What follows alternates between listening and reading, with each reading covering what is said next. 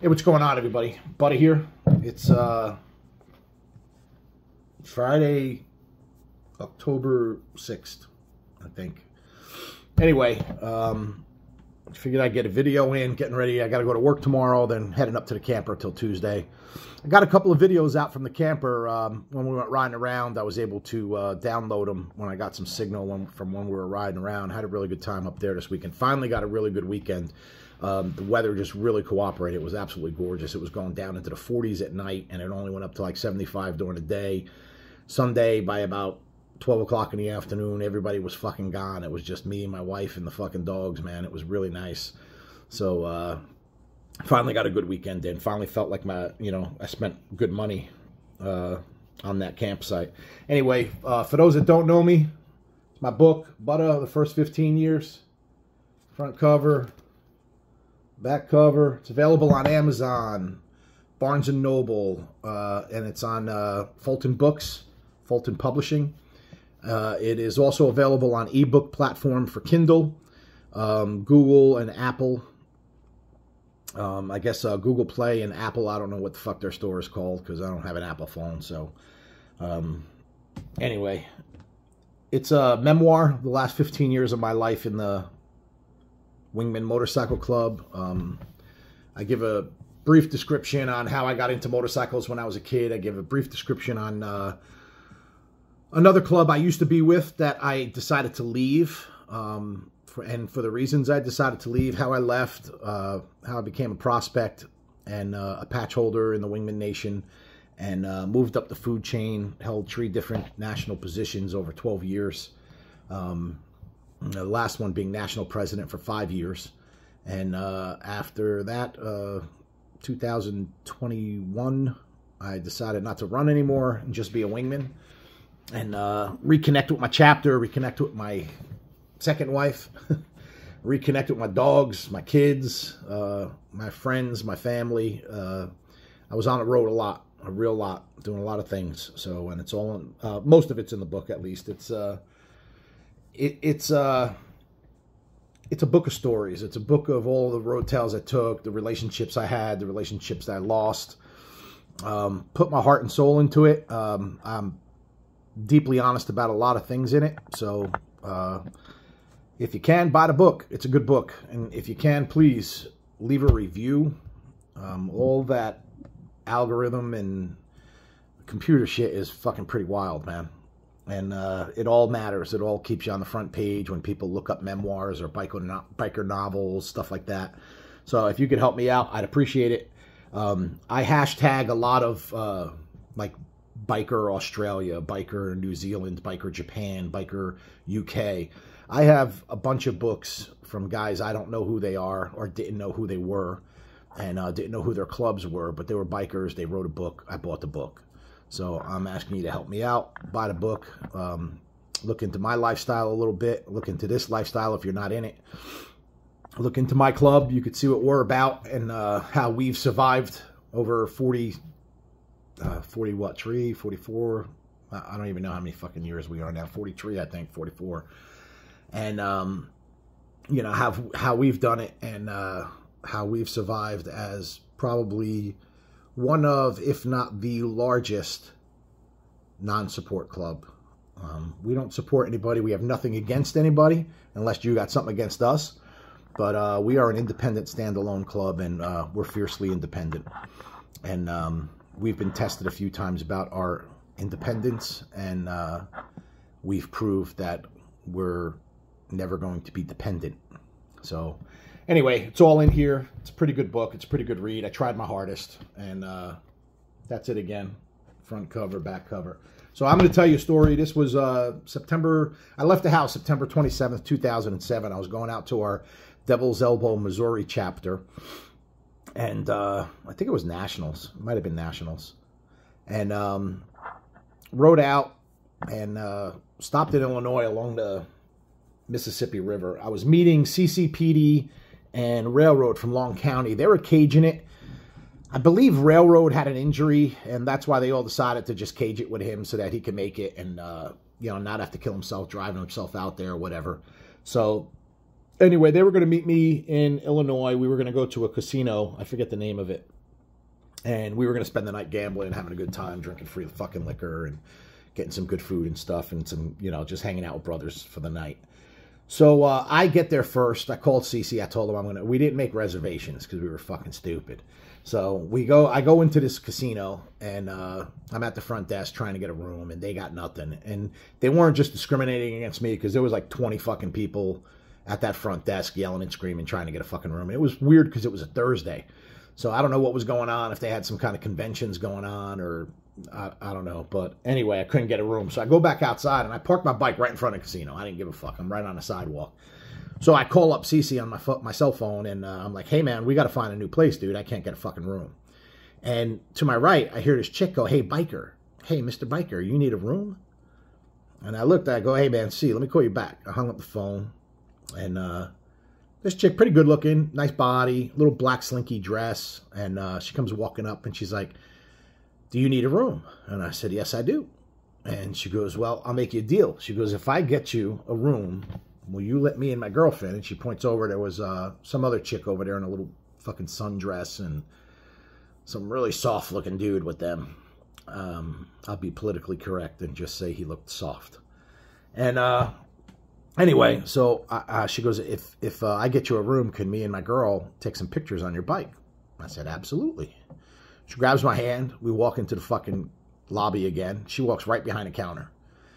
And she gets on the computer. She starts typing away. And all of a sudden she's looking and she calls somebody else over. She goes, hey, come here. She goes, did these people check in yet? So that dude gets on a computer. And, no, they haven't. And she's like, okay. And boom, boom, boom. She goes, give me your license. I give her my license. I go to give her a credit card. And she goes, don't worry, it's on me. She ended up hooking me up with a 3-bedroom suite. That was pretty fucking cool. So it ends up she was a manager there. And she was pretty drunk. She was a little lit up too. Guess it was her day off. So anyway, we go back outside, and she gets on my bike, man, and she starts fucking posing away, and you know she's drawing a crowd now, you know. And her girlfriend gets on her with her, and fucking soft dude pulls out this fucking digital camera because you know 2007, I think that was when they were just coming out with smartphones, and you know the cameras on phones weren't that fucking great back then. Remember the little postage sized pictures, like postage stamp sized pictures they used to take. So anyway, she's fucking, you know, all over the bike, taking pictures. He's fucking snapping away. And then she grabs me. She's like, come on, get on the bike and let me get on top of you. I'm like, okay. You know, so she's snapping away. And then that was it. She was done. So she's standing there. She grabs the camera from Soft Dude. And she's looking over all the pictures with her girlfriend. And they're just all giggly and excited. So Soft Dude comes over. He shakes my hand. He's like, hey, man, thank you. I really appreciate you doing that. And I said, no problem, man. I said, she just fucking did me a solid, you know. He goes, yeah. He goes, we're engaged. We're getting married in a couple of weeks. And, you know, but she's got this thing for bikers. And I'm like, good luck with that marriage, buddy. You know, unless he's a cuck, I guess. I don't know, man. But it was kind of fucking weird. But it was really cool. And we ended up, CC and them showed up. It was funny because I called CC. I'm like, hey, man, continue on to the casino. I got us a room, got us a 3-bedroom suite. And he was like all pissed off at first. Like, oh, my God, what's that going to fucking cost me? I said, fuck you, you cheap fuck. I said, I got it. Don't worry about it. So I took the credit for that. But anyway, we went down to the casino. They didn't have a poker room, which kind of pissed me and CC off. So we ended up just drinking. We got a really good meal. And we went and played some slots. And I remember there was a bank of slot machines that had this big sign above it that said 90, I think it was 97.3% winners. Well, me, Petey, and fucking CC and Railroad are that, whatever, 2.3 fucking percent because we didn't win a fucking thing. And that was that. Petey ended up winning like $500 on a Wheel of Fortune slot machine. He was all excited about playing. Fucking Southerners. And that was it. So next morning, I hopped on my bike. They were in their cage. And the cool thing about this story, too, is the cover picture. This was actually taken by my brother Railroad on that trip. I was, I forget what, I think it's 64. I think it's 64, and then it turns out True St. Louis. And he ended up snapping that picture while we were, I was riding, they were driving out there. So, and love that picture. It's just one of my favorite pictures of all my club photos and all that. So, and that was that. We had a great national, and that was my first year as a patch holder, because I patched out December 1 of 2006. So that was my first September National as a patch holder. And there's another really good story from that weekend that I'll tell you. It's fucking crazy, but I'll get to that one at another time. That one's a really good one. That'll take a little longer. So other than that, that's it, folks. Again, please buy the book, man. I hashtag on here like Australian biker, New Zealand biker, Japan biker, fucking UK biker. Listen, this is our lifestyle. We take care of each other, man. I'm an avid reader. I love to read. Now I'm like hooked on fucking Audible, man, because I drive a truck all day. So I'm hooked on fucking Audible, man. I'm just the Audible fucking king. So I probably got about 200-300 books in my library, and probably about 50 of them are biker books that I never even heard of the guy or the club, anything like that, because they were from New Zealand or, you know, fucking Australia, wherever. But they were bikers and they wrote a book, so I decided to help and support them. And a lot of them turned out to be really good reads, too. And, you know, you find out how people across the pond run things and how they run their clubs and stuff like that. So, you know, if you wanted a little insight into the Wingman Nation, a little insight into me, if you're not in the biker culture and you want to see how we do things, the non-1% side, we are basically a veteran club. We started out as a veteran club. We now accept civilians, but we're probably about 95% civilians. I mean, veterans.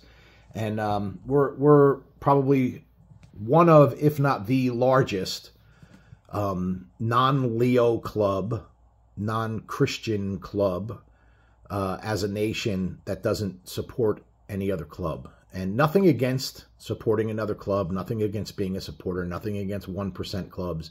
It's just not our thing. From day one, we have been an independent club, and we are to this day, and we always will be. We've been tried and true and tested, and you know, we've always made our point that that's never going to happen. We're pretty fierce about that, and our way of life and the way we do things. You know, me, myself, I've always, you know, looked at life a little bit like, if I'm on this team, how am I going to go and promote that this team is better than my team?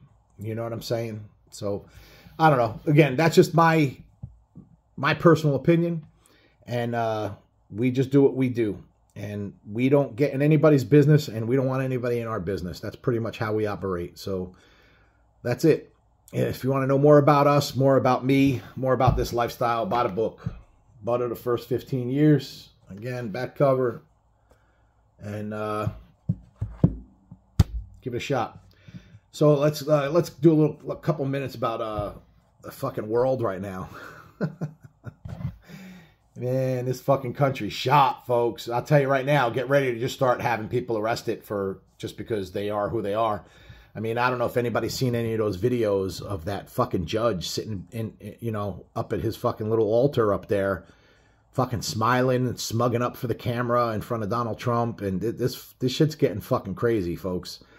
And now our wonderful retarded fucking president just decided to start reconstruction of the Texas border wall. Wow, how funny is that? There's an election coming up next year. And the sad thing is, man, is these fucking idiot fucking liberals, okay, they're going to fucking next year, they're going to be like, oh no, he did everything he could to try and stop these people from coming in. Let me tell you something. I'm fucking 9 miles from Manhattan, okay? I could throw a rock down my street and hit Staten Island across the bay.